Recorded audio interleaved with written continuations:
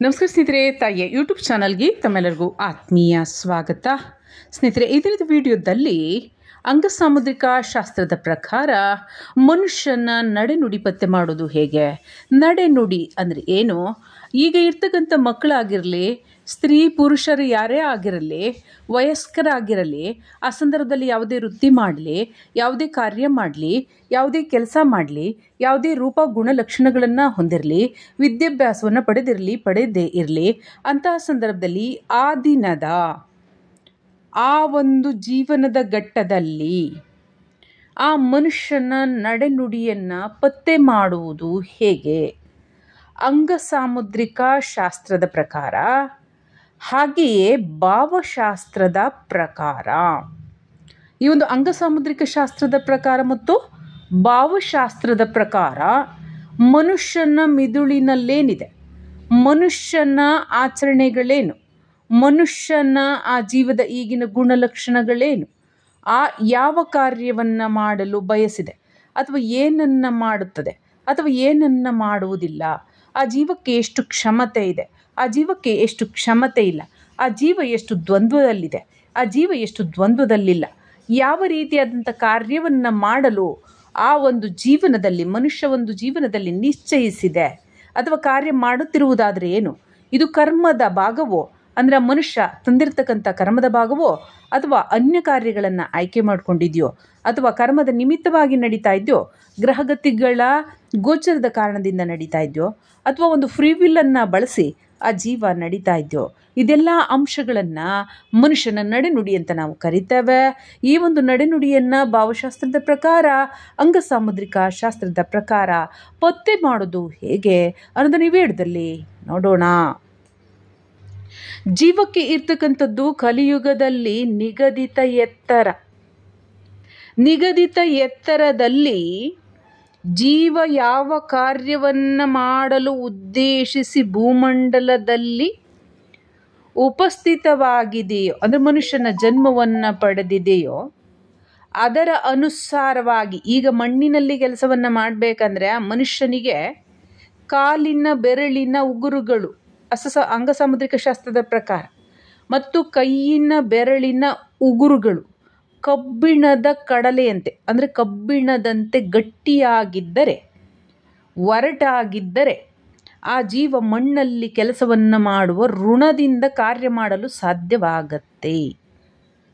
ಬೆರಳು ಸೂಕ್ಷ್ಮ ಅನ್ನೋದಕ್ಕಿಂತ ಉಗುರು ಸೂಕ್ಷ್ಮವಾಗಿದ್ದರೆ ಆ ಜೀವ ಬೇರೆ ಕಾರ್ಯವನ್ನು ಮಾಡಲು ಉದ್ದೇಶಿಸಿ ಭೂಮಂಡಲಕ್ಕೆ ಬಂದಿದೆ ಎಂಬುದು ಇದು ಶಾಸ್ತ್ರಮುಖೇನ ತಿಳಿತಕ್ಕಂಥದ್ದು. ಹಾಗೆಯೇ ಮನುಷ್ಯನ ಉದ್ದದ ಅನ್ವಯದಲ್ಲಿ ಈ ವಿಡಿಯೋದಲ್ಲಿ ಸಂಪೂರ್ಣವಾಗಿ ಹೇಳಲಿಕ್ಕಾಗದೋದ್ರೂ ಕೂಡ ಚುಟುಕು ವಿಚಾರಗಳನ್ನು ಅವಶ್ಯವಾಗಿ ತಿಳಿಸ್ತೇನೆ.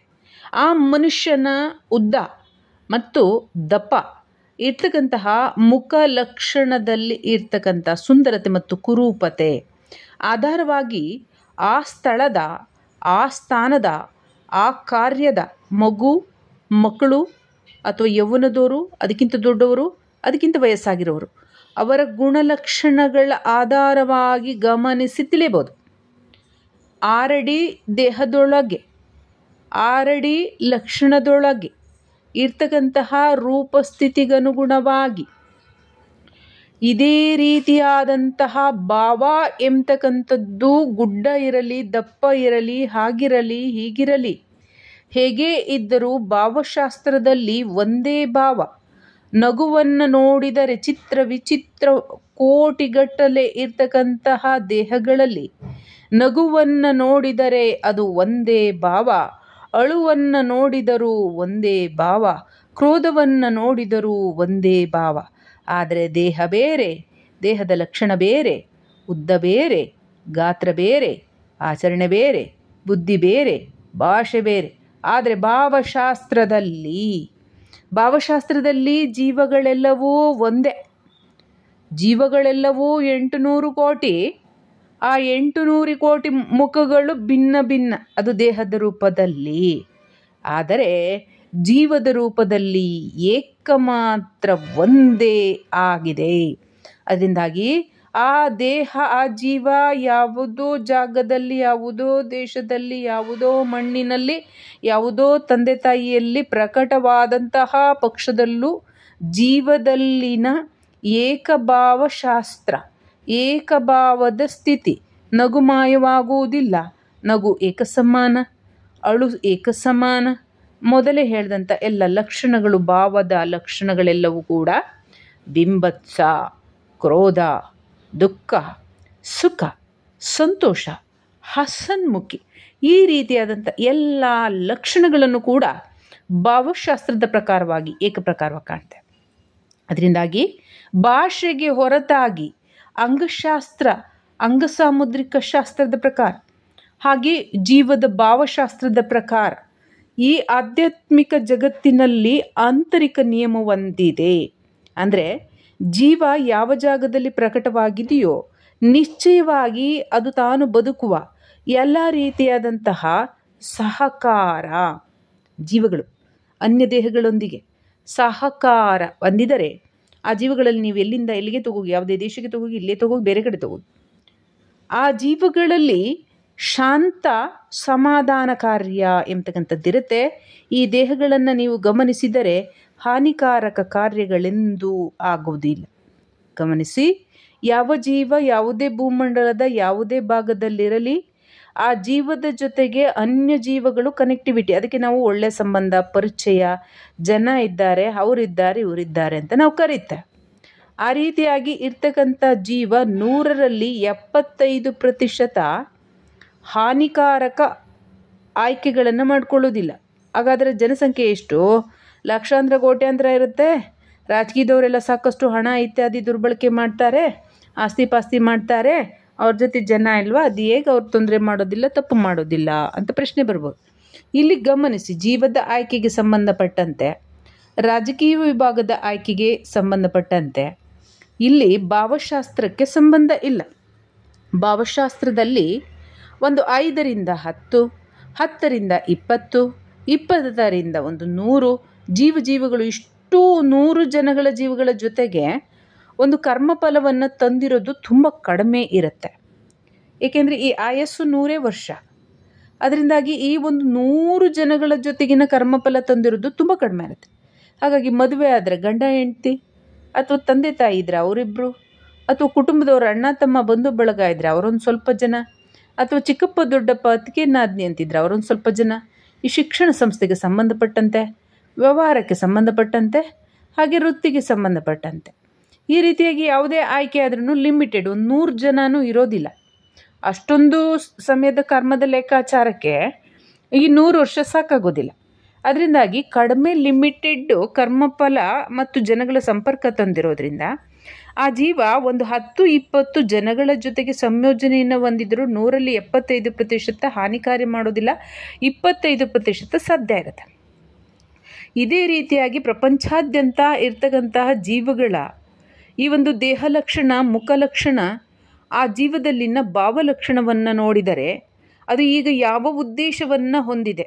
ಬಡವನಾದರೆ ಬಟ್ಟೆಯ ನೋಡಿ, ಶ್ರೀಮಂತನಾದರೆ ಬಟ್ಟೆ ನೋಡಿ, ಹಣ ನೋಡಿ, ಹಾಗೆ ಸ್ಥಾನಮಾನ ನೋಡಿ, ಹಾಗೆ ಶಿಕ್ಷಣ ನೋಡಿ, ಆ ಶಿಕ್ಷಣದ ಆಧಾರವಾಗಿ ರೂಪುರೇಖೆಗಳನ್ನು ನೋಡಿ, ಕಲೆ ಚಟುವಟಿಕೆಗಳನ್ನು ನೋಡಿ, ಆ ದೇಹದಲ್ಲಿ ಉಂಟಾಗಿರ್ತಕ್ಕಂಥ ತಲೆಯ ಕೂದಲಿನಲ್ಲಿ ಲಕ್ಷಣಗಳು, ಹುಬ್ಬಿನಲ್ಲಿ ಲಕ್ಷಣಗಳು, ಗಡ್ಡದಲ್ಲಿ ಲಕ್ಷಣಗಳು, ಮೂಗಿನಲ್ಲಿ ಲಕ್ಷಣಗಳು, ಹೆಣ್ಮಕ್ಳಾದರೆ ಕೂದಲಿನಲ್ಲಿ ಲಕ್ಷಣಗಳು, ಹುಬ್ಬಿನಲ್ಲಿ ಲಕ್ಷಣಗಳು, ಕಣ್ಣಿನಲ್ಲಿ ಲಕ್ಷಣಗಳು, ಕಿವಿಯಲ್ಲೋ ಲಕ್ಷಣಗಳು, ಆ ಒಂದು ಕಲೆಗೆ ಸಂಬಂಧಪಟ್ಟಂತೆ ಭಿನ್ನವಾಗಿರುತ್ತೆ. ಹಾಗಾಗಿ ಲಕ್ಷಣಗಳ ಆಧಾರವಾಗಿ ಪ್ರಪಂಚಾದ್ಯಂತ ಇರ್ತಕ್ಕಂಥ ಜೀವ ಆ ಸಮಯಕ್ಕೆ ಸಂಬಂಧಪಟ್ಟಂತೆ ನೋಡುವುದಾದರೆ ಸಕಾರಾತ್ಮಕವಾಗಿದ್ದರೆ, ಗಮನಿಸಿ, ಸಕಾರಾತ್ಮಕ ಉದ್ದೇಶವನ್ನು ಜೀವ ಹೊಂದಿದ್ದರೆ ಜೀವದ ಮುಖಭಾವದಲ್ಲಿ ಯಾವುದೇ ಕಪ್ಪು ಛಾಯೆ ಚುಕ್ಕಿಗಳಿರುವುದಿಲ್ಲ, ಆ ಜೀವ ಹಾನಿ ಮಾಡೋದಿಲ್ಲ. ಗಮನಿಸಿ, ಯಾವ ದೇಹದ ಮುಖಭಾವದಲ್ಲಿ, ಚರ್ಮದಲ್ಲಿ ಯಾವುದೇ ಚುಕ್ಕಿ ಕಲುಷಿತತೆ ಇರೋದಿಲ್ಲ, ಆ ಜೀವ ಹಾನಿ ಮಾಡೋದಿಲ್ಲ. ಹಾಗಂತ ಸರ್ಜರಿ ಮಾಡಿಸ್ಕೊತಾರೆ, ಏನೇನೋ ಆ ಚರ್ಮದ ಸಮಸ್ಯೆಗಳ ನಿವಾರಣೆಗೆ ಔಷಧಿ ಬಳಸ್ತಾರೆ. ಆ ರೀತಿಯಾಗಿ ಬಳಕೆಗೆ ಸಿಗೋದು ಕೂಡ ಅದೃಷ್ಟ ಇದ್ದರೆ. ಆದರೆ ಯಾವುದೋ ಒಂದು ಕುಟಿಲ ಭಾವದಿಂದ ನಿರ್ಮಾಣವಾಗಿದ್ರೆ ಅದು ಇಂದಲ್ಲ ನಾಳೆ ಕ್ಯಾನ್ಸರ್ ಆಗುತ್ತೆ, ಇಂದಲ್ಲ ನಾಳೆ ಸಮಸ್ಯೆಗೆ ಹೋಗುತ್ತೆ, ಇದು ಬೇರೆ ಟಾಪಿಕ್. ಆದರೆ ಶುದ್ಧ, ಇದ್ಯಾವುದನ್ನು ಕೃತಕವಾಗಿ ಬಳಸದೆ, ಯಾವುದೇ ಕೃತಕ ಮತ್ತು ಪರ್ಯಾಯ ವ್ಯವಸ್ಥೆಯನ್ನು ಬಳಸದೆ ಜೀವ ಯಾವಾಗ ಮುಖಭಾವದಲ್ಲಿ, ಅದರಲ್ಲಿ ವಿಶೇಷವಾಗಿ ಚರ್ಮದಲ್ಲಿ ಯಾವುದೇ ಕಲೆಗಳಿಲ್ಲ, ಕಜ್ಜಿಗಳಿಲ್ಲ, ಯಾವುದೇ ಹಾನಿಕಾರಕ ಲಕ್ಷಣಗಳಿಲ್ಲ, ವಿಕಾರಗಳು ವಿರೂಪವಾಗ್ತಕ್ಕಂಥದ್ದು, ಕಣ್ಣು, ಮೂಗು, ಬಾಯಿ ಸೊಟ್ಟಗಾಗೋದು, ಮೂಗು ಒಂದು ಕಡೆ ಹೋಗೋದು, ಅಥವಾ ಕಣ್ಣುಗಳು ಒಂದು ರೀತಿಯಾಗಿ ತಿರುಚದಂತೆ ಆಗ್ತಕ್ಕಂಥದ್ದು ದೃಷ್ಟಿ ಅದೇ. ಆದರೆ ಕಿವಿಗಳಲ್ಲಿ ಒಂದು ರೀತಿಯಾದಂಥ ಬಾದಿ, ಈ ರೀತಿಯಾದಂಥ ಹಲವು ಹಾನಿಕಾರಕ ಲಕ್ಷಣಗಳನ್ನು ನಾವು ಮೇಲ್ನೋಟಕ್ಕೆ ಕಾಣ್ತೇವೆ. ಆ ಜೀವಿಗಳು ಅವಶ್ಯವಾಗಿ ಯಾವುದೇ ಜಾಗದಲ್ಲಿ, ಯಾವುದೇ ಸ್ಥಳದಲ್ಲಿ, ಮಕ್ಕಳು, ವಯಸ್ಸಿನವರು, ಮುದುಕರು ಯಾರೇ ಆಗಿರಲಿ ತೊಂದರೆಯನ್ನುಂಟು ಮಾಡ್ತಾರೆ. ಯಾವ ಮುಖಭಾವದಲ್ಲಿ ಈ ಒಂದು ಪಂಚ ಇಂದ್ರಿಯಗಳು, ಈ ಪಂಚ ಇಂದ್ರಿಯಗಳು ಕಣ್ಣು, ಕಿವಿ, ಮೂಗು, ಬಾಯಿ ಮತ್ತು ಚರ್ಮವನ್ನು ತಗೋಬೇಡಿ, ಇವುಗಳು ಸಕಾರಾತ್ಮಕವಿದ್ದರೆ ಆ ಜೀವ ಬಾಧೆ ಮಾಡೋದಿಲ್ಲ ಅಂತ ಅರ್ಥ. ಅದಕ್ಕೂ ಮಾಡ್ಕೊಳ್ಳೋದಿಲ್ಲ, ಬೇರೆಯವ್ರಿಗೆ ಮಾಡೋದಿಲ್ಲ. ಅದರಲ್ಲಿ ಏನಾದರೂ ವ್ಯತ್ಯಾಸ ಆಗಿದ್ರೆ, ಈಗ ಮನುಷ್ಯನಿಗೆ ಸರಿ ಕಣ್ಣು ಕಾಣ್ತಾ ಇಲ್ಲ, ವಯಸ್ಸಿದೆ ಇನ್ನೂ, ಅದು 100% ಸಮಸ್ಯೆ ಉಂಟು ಮಾಡುತ್ತೆ. ಆ ಮನುಷ್ಯನ ಕಣ್ಣು, ಕಿವಿ, ಮೂಗು, ಬಾಯಿ ಸರಿ ಇದೆ, ಅದ್ರ ಮೂಗು ಶೀತದಿಂದ ಕೂಡಿದೆ, ಅದು 100% ಆ ಸಂದರ್ಭಕ್ಕೆ ಸಂಬಂಧಪಟ್ಟಂತೆ ಇದ್ದರೆ, ಆ ಸಮಯಗಳಲ್ಲಿ ಏನಾದರೂ ಆ ಸಂದರ್ಭಪಟ್ಟಂತೆ ಇದ್ದರೆ ಅದು ಬಾಧೆ ಏನು ಮಾಡ್ಕೊಳ್ಳುತ್ತೆ, ತನಗಾದರೂ ಬಾಧೆ ಉಂಟು ಮಾಡ್ಕೊಳ್ಳುತ್ತೆ, ಬೇರೆಯವ್ರಿಗಾದ್ರೂ ಮಾಡುತ್ತೆ. ಈಗ ಬಾಯಿಗೆ ಸಂಬಂಧಪಟ್ಟಂತೆ ಮಾತನ್ನು ಆಡಿದ್ರೆ ಹೋಯ್ತು, ಮುತ್ತು ಹೊಡೆದ್ರೆ ಹೋಯ್ತು. ಮಾತನ್ನು ಕೂಡ ಸರಿಯಾದ ರೀತಿಯಾಗಿ ಆಡದಿದ್ರೆ ಅದೇ ಶತ್ರುತ್ವ, ಮಾತು ಸರಿಯಾಗಿ ಆಡಿದ್ರೆ ಅದೇ ಸಿಹಿ ತತ್ವ. ಹೀಗೆ ಕಿವಿಗಳು ಅಷ್ಟೇ ಹಾನಿಕಾರಕ ಕೇಳಿದ್ರೇ ಸಮಸ್ಯೆ, ಅಥವಾ ಹಾನಿಕಾರಕವನ್ನು ಕೇಳುವಂತೆ ಮಾಡೋದು ಕೂಡ ಸಮಸ್ಯೆ. ಇಲ್ಲಿ ಗಮನಿಸ್ತಕ್ಕಂಥದ್ದು, ಇದು ಆಚರಣೆಗಿಂತ ಭಿನ್ನವಾಗಿ ಲಕ್ಷಣಗಳನ್ನು ಗಮನಿಸಿ. ಅಂಗಸಾಮುದ್ರಿಕದ ಪ್ರಕಾರ ಲಕ್ಷಣಗಳು ಯಾವಾಗ ಪಂಚೇಂದ್ರಿಯಗಳು ಬಾಧೆಗೆ ಒಳಗಾಗ್ತವೆ, ಯಾವುದಾದ್ರೂ ಒಂದು, ಆ ಸಂದರ್ಭದಲ್ಲಿ ಜೀವ ಕೂಡ ಬಾಧೆಗೆ ಒಳಗಾಗಿರುತ್ತೆ. ಹಾಗಾಗಿ ಜೀವದಲ್ಲಿಯೇ ಭಾವವು ಉಂಟಾಗ್ತಕ್ಕಂಥದ್ದು.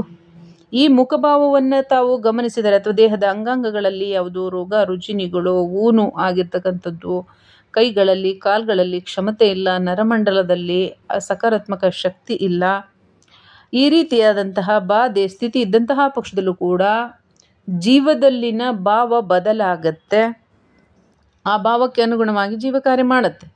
ಇದನ್ನು ವಿಶೇಷವಾಗಿ ಜೀವವನ್ನು ವಶಕ್ಕೆ ತಗೊಂಡು ವಶೀಕರಣ ತಾಂತ್ರಿಕ ಕ್ರಿಯಾದಿಗಳಲ್ಲಿ ಮಾಡಲಾಗತ್ತೆ. ಆದರೂ ಕೂಡ ನ್ಯಾಚುರಲಿಯಾಗಿ ಆಗಿರಲಿ ಅಥವಾ ವಶೀಕರಣದ ಮೂಲಕವೇ ಆಗಿರಲಿ, ಜೀವಕ್ಕೆ ಯಾವುದೇ ಒಂದು ಕರ್ಮೇಂದ್ರಿಯಗಳಲ್ಲಿ, ಒಂದೇ ಕರ್ಮೇಂದ್ರಿಯದಲ್ಲಿ, ಅದು ಮೂಗು, ಆ ಶೀತದಿಂದ ಕೂಡಿದೆ ಅಂದರೆ ಶೀತ ತಲೆನೋವಂತೆ ಮಾತ್ರೆ ತಗೋಬೇಕಂತೆ, ಆ ಶೀತದ ಕಾರಣದಿಂದ ಅವರಿಗೆ ಕಣ್ಣು ಬಿಡೋಕ್ಕಾಗ್ತಾ ಇಲ್ಲ, ಮೂಗೆಲ್ಲ ಉರಿ ಉರಿ ಉರಿ ಸರಿಯಾಗಿಲ್ಲ, ಅವ್ರನ್ನ ಕರೆಕ್ಟಾಗಿ ಚೆನ್ನಾಗಿರ್ತಾರಲ್ಲ, ಮಾತಾಡಿಸ್ತಿರಲ್ಲ, ಮಾತಾಡ್ಸಿ ನೋಡಿ, ನಿಮಗೆ ಬೈದು ಕಳಿಸ್ತಾರೆ. ನನಗೆ ಶೀತ ಆಗಿದೆ, ನನಗೆ ಇದನ್ನೇ ಸಹಿಸ್ಕೊಳ್ಳಿಕ್ಕಾಗ್ತಾ ಇಲ್ಲ, ನೀನು ಆ ಕೆಲಸ ಮಾಡು, ಈ ಕೆಲಸ ಮಾಡು ಅಂತೇಳಿ ಹೆಂಡ್ತಿ ಗಂಡನಿಗೆ ಹೇಳಿದ್ರೆ, ಗಂಡ ಹೆಂಡ್ತಿಗೆ ಹೇಳಿದ್ರೆ, ಅಥವಾ ಅಪ್ಪ ಮಕ್ಳಿಗೆ ಹೇಳಿದ್ರೆ, ಮಕ್ಳು ಅಪ್ಪ ಅಮ್ಮಂಗೆ ಹೇಳಿದ್ರೆ ಜೋರು ಮಾಡೇ ಕಳಿಸ್ತಾರೆ. ಇರೋದೊಂದು ಶೀತ, ಅದೇನಂತ ಸಮಸ್ಯೆ ಮಾಡಲಿಕ್ಕೆ ಸಾಧ್ಯ ಇದೆ ಅಲ್ವೇ? ಆ ಶೀತ ಯಾವಾಗ ಜೀವಕ್ಕೆ ಬಾಧೆ ಕೊಡುತ್ತೆ, ಆಗ ಜೀವದಲ್ಲಿ ಭಾವಗಳು ಬದಲಾಗ್ತಾ, ಆ ಒಂದು ಭಾವದ ಅನುಸಾರವಾಗಿ ಜಗತ್ತಿನಲ್ಲಿ ಇರ್ತಕ್ಕಂತಹ ಈ ಮನುಕುಲ ಆ ಸಮಯಕ್ಕೆ, ಆ ಒಂದು ಕಾರ್ಯಕ್ಕೆ ಏನು ಕಾರ್ಯ ಮಾಡಬಲ್ಲದು. ಈಗಿಲ್ಲ, ಎಲ್ಲ ಪೂರ್ಣ ಆರೋಗ್ಯಪೂರ್ಣವಾಗಿದ್ದಾವೆ. ಆ ರೀತಿಯಾಗಿ ಇರ್ತಕ್ಕಂಥ ಸಂದರ್ಭದಲ್ಲಿ ಮಿದುಳನ್ನು ನೋಡಬೇಕಾಗತ್ತೆ. ಯಾವಾಗ ಮಿದುಳಿನಲ್ಲಿ ವಿಷಯ ತರಂಗಗಳು ಯಾವ ರೀತಿ ರಚಿತವಾಗ್ತಾವೆ, ದೇಹದಾದ್ಯಂತ ಕಾರ್ಯವನ್ನು ಮಾಡ್ತಾವೆ, ಜೀವ ಅದೇ ರೀತಿಯಾದ ಬಿಂಬತ್ಸ, ಅಂದರೆ ಮನಸ್ಸಲ್ಲಿ ಕುಟಿಲತೆ ಇದ್ದರೆ ಕುಟಿಲ ನಗು, ಮನಸ್ಸಲ್ಲಿ ಕುಟಿಲತೆ ಇದ್ದರೆ ಕುಟಿಲವಾದಂತಹ ಮಾತು, ಹುಬ್ಬುಗಳಲ್ಲಿ, ಹಾಗೆಯೇ ಕೆನ್ನೆಗಳಲ್ಲಿ, ಹಾಗೆಯೇ ಮೂಗಿನ ಆ ಭಾಗ ಈ ಭಾಗ ದಿಕ್ಕುಗಳಲ್ಲಿ ಸನ್ನೆ ಸೂಚನೆಗಳು ಲಭ್ಯವಾಗ್ತವೆ. ಇದೇ ರೀತಿಯಾಗಿ 100 ಸೂಚನೆಗಳು ಲಭ್ಯವಾಗ್ತವೆ. ಈ ವಿಡಿಯೋದಲ್ಲಿ ಅದೆಲ್ಲ ಹೇಳಲಿಕ್ಕೆ, ವಿವರಣೆ ಕೊಡಲಿಕ್ಕೆ ಆಗೋದಿಲ್ಲ. ಆದರೆ ಮುಖಭಾವದಲ್ಲಿ ಲಭ್ಯವಾಗುವ ಸೂಚನೆಗಳು ಮಿದುಳಿನಲ್ಲಿ ಉಂಟಾಗುವ ವಿಕಾರ ವಿಚಾರಗಳಿಂದ ಎಂಬುದು ಸ್ಪಷ್ಟ. ಆ ವಿಚಾರಗಳು ಜೀವವನ್ನು ತಟ್ಟುತ್ತವೆ. ಜೀವ ಅದರಂತೆ ನಡೆಯುತ್ತದೆ, ನುಡಿಯುತ್ತದೆ. ಹಾಗಾಗಿ ಯಾವುದೇ ಜೀವ ಕಳ್ತನ ಮಾಡುತ್ತೋ, ಮೋಸ ಮಾಡುತ್ತೋ, ಕೊಲೆ ಮಾಡುತ್ತೋ, ತೊಂದರೆ ಮಾಡುತ್ತೋ, ಬಾಧೆ ಕೊಡ್ತಾರೆ, ಚಾಡಿ ಹೇಳ್ತಾರೆ, ಮೋಸ ಮಾಡ್ತಾರೆ ಇತ್ಯಾದಿ ಏನಾದರೂ ಹಾನಿಕಾರಕ ಕಾರ್ಯಗಳನ್ನು ಮಾಡ್ತಾರೆ, ಒಳ್ಳೇದು ಮಾತಾಡ್ತಾರೆ, ಒಳ್ಳೆ ಕಾರ್ಯ ಮಾಡ್ತಾರೆ, ಹೇಗೆ ನಡ್ಕೋತಾರೆ ಎಲ್ಲವನ್ನು ಕೂಡ ಈ ಅಂಗಸಾಮುದ್ರಿಕ ಶಾಸ್ತ್ರ ಮತ್ತು ಭಾವಶಾಸ್ತ್ರದ ಜ್ಞಾನವನ್ನು ಹೊಂದಿದ್ದರೆ, ಇದರ ತಿಳುವಳಿಕೆಯನ್ನು ಹೊಂದಿದ್ದರೆ ಪತ್ತೆ ಮಾಡಬಹುದು ಅಂತ ಹೇಳ್ತಾ ಇವಿಡು ನಾನು ಮುಗಿಸೋದು ಮುಂಚೆ ನಕಾರಾತ್ಮಕ ಸಮಸ್ಯೆ ಪಕ್ಷಿ ಮತ್ತು ಸಮಸ್ಯೆ ಪಕ್ಷಿ ಧೂಪದ ಪೌಡರ್ ಆರ್ಡರ್ ಮಾಡ್ಬೋದು. ಇದನ್ನು ಸ್ಮಿತಗಳು ನಾಲ್ಕಾಗಿ ಇಟ್ಕೊಂಡು ನನಗೆಲ್ಲ ಹರ್ತಕ್ಕಂಥ ಕಾರ್ಯ ಮಾಡೋದ್ರಿಂದ ಆತ್ಮ ಸಮಸ್ಯೆಗಳ ಮುಕ್ತರಾಗಿ ತಂತ್ರ ಮತ್ತು ಬಾಧೆ ನಿವಾರಣೆ ಮಾಡ್ಕೋಬಹುದು. ಲಕ್ಷ್ಮೀ ಕೃಪಾ ಪ್ರಾಪ್ತಿ ಧೂಪದ ಪೌಡರ್ ಕೂಡ ಲಭ್ಯ ಇದೆ. ಹಣಕಾಸಿನ ಅರ್ಜನೆಗೆ ಸಂಬಂಧಪಟ್ಟಂತೆ ಮನೆಯಲ್ಲಿ ಅಂಗಡಿಗಳಿಗೆ ಮುಗಿಟ್ಟು ವ್ಯವಸ್ಥೆಗಳ ಸಂಕಲ್ಪ ಮಾಡಿ ಹಾಕಿ ಸಮಸ್ಯೆಗಳು ಬಾಧೆಗಳು ನಿವಾರಣೆ ಆಗ್ತವೆ. ಹಣಕಾಸಿನ ಅನುಕೂಲಕ್ಕೆ ದಾರಿಯಾಗುತ್ತೆ. ಹಾಗೆ ಎರಡು ರೀತಿಯಾಗಿ ಆಯಿಲ್ ಇದೆ. ಆತ್ಮ ಸಮಸ್ಯೆ ನಿವಾರಣೆಗೆ ಇರ್ತಕ್ಕಂಥದ್ದು ಹಚ್ಚಿ ನೋಡಿ ದೇಹಕ್ಕೆ ಬೇರೆ, ತಲೆಗೆ ಬೇರೆ. ಆತ್ಮದ ಸಮಸ್ಯೆಗಳು ರೆಡ್ಯೂಸ್ ಆಗೋದ್ರ ಜೊತೆಗೆ ಆತ್ಮ ಏನು ಶರೀರದಲ್ಲಿರುತ್ತೆ ಅದೇ ಕೂಡ ಶಕ್ತಿ ಕುಂದುತ್ತಾ ಹೋಗುತ್ತೆ. ಸರಿಯಾಗಿ ಬಳಸಿದ್ರೆ ನೆಗೆಟಿವಿಟಿ ರಿಮೂವ್ ಧೂಪದ ಪೌಡರ್ ಕೂಡ ಬಳಸಿದ್ರೆ ಅದನ್ನು ಸಂಪೂರ್ಣವಾಗಿ ಕ್ಲೀನ್ ಮಾಡ್ಕೋಬಹುದು. ಜಾತಕ ಪರಿಶೀಲನೆ ಅವಶ್ಯವಾಗಿ ಮಾಡಿಸಿ. ದೋಷಗಳಿದ್ರೆ ಪರಿಹಾರ ಕೂಡ ಮಾಡ್ಕೊಳ್ಳಿ.